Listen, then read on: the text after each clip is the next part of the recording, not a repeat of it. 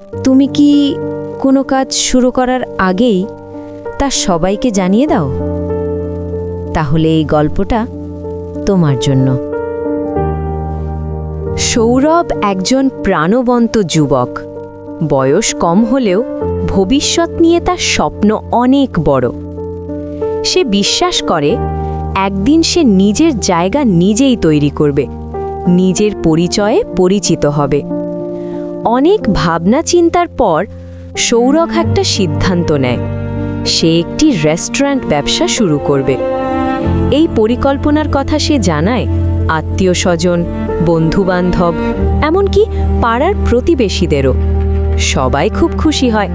কেউ বলে তুমি পারবে, কেউ দেয় বাহবা, কেউ শুভকামনা। এই উৎসাহে সৌরভ আরও আত্মবিশ্বাসী হয়ে ওঠে। সৌরভ নিজের সব সঞ্চয় আর সব পরিশ্রম দিয়ে রেস্টুরেন্ট চালু করে। খাবার ছিল সুস্বাদু, পরিবেশ পরিষ্কার, সব কিছু ঠিকঠাক। তবুও অদ্ভুতভাবে কাস্টমার আসে না। দিন যায়, মাস যায়, ব্যবসা দাঁড়ায় না। একদিন ভীষণ কষ্ট নিয়ে সৌরভ রেস্টুরেন্ট বন্ধ করে দেয়। নিজেকে সামলে নিয়ে সৌরভ ভাবল, আমি এইবার আউটসোর্সিং করব। আগের মতোই এই কথাটাও সে সবাইকে জানায়, আবার উৎসাহ দেয় এবং তার কাজের জন্য তাকে অগ্রিম শুভকামনা দেয়। কিন্তু বাস্তবতা এইবারও নির্মম। সৌরভ তেমন কোনো কাজই পায় না। শেষ পর্যন্ত এই চেষ্টাটাও থেমে যায়। এইভাবেই যখনই সৌরভ নতুন কিছু শুরু করে, নতুন স্কিল শেখার কথা ভাবে, সে সবাইকে প্রথমেই জানায়, আর প্রতিবারই সে তার কাজে ব্যর্থ হয়। এই ধারাবাহিক ব্যর্থতা তাকে ভেঙে দেয়। একদিন সৌরভ চুপচাপ বসে আছে। ঠিক তখনই তার কাছে তার বাবা আসে। তিনি সৌরভকে কিছুই বলেন না, শুধু হাতে করে দুটি ছোট গাছের চারা নিয়ে আসে। তিনি কাউকে কিছু না জানিয়ে সৌরভকে নিয়ে বাগানের এক কোণে চুপি চুপি একটি চারা রোপণ করে দেয়।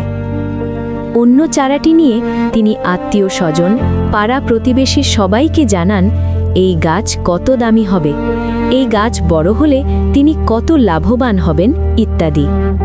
তারপর সেটাও বাগানে রোপণ করে দেয়। কিছুদিন পর দেখা যায় এক প্রতিবেশীর ছাগল এসে দ্বিতীয় গাছটির মাথা খেয়ে ফেলেছে।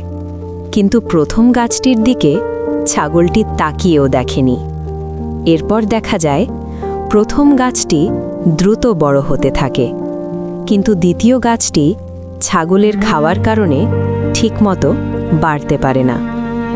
কিছুদিন পরে এক আত্মীয়ের ছোট বাচ্চা এসে খেলার ছলে দ্বিতীয় গাছটিকেই উপড়ে ফেলে দেয়। তখন সৌরভের বাবা শান্ত কণ্ঠে বলেন, তুমি যখনই কোনো কাজ শুরু করার আগে সবাইকে জানাও, তখন সবাই মুখে শুভকামনা দিলেও সবাই তোমার সফলতা চায় না। তিনি আরও বলেন, মানুষ তোমার উন্নতি চাইতে পারে, কিন্তু তারা কখনোই মেনে নিতে পারে না তুমি তাদের চেয়ে বেশি উন্নতি করো। মানুষের বদ নজর, ঈর্ষা আর অজান্তের নেতিবাচকতা অনেক সময় তোমার পরিশ্রমকেই নষ্ট করে দেয়। বাবার সবচেয়ে কঠিন কথাটা ছিল, মনে রেখো, তোমার সফলতায় সবচেয়ে বেশি আঘাত পায় তোমার কাছের মানুষরাই। সৌরভের বাবা শেষে সৌরভকে বলেন, পরিশ্রম সব সময় গোপনে করতে হয়, যেন একদিন তোমার সফলতাই মানুষের কাছে কথা বলে। এই কথাগুলো সৌরভের জীবনের দৃষ্টিভঙ্গি বদলে দেয়। এবার সে কাউকে কিছু না বলে চুপচাপ নিজের কাজ শুরু করে, দিনরাত পরিশ্রম করে, আর এইবার সে সফল হয়। তার ব্যবসা দাঁড়ায়, সে তার ব্যবসায় অনেক উন্নতি করে এবং সে সমাজে নিজের জায়গা নিজেই তৈরি করে।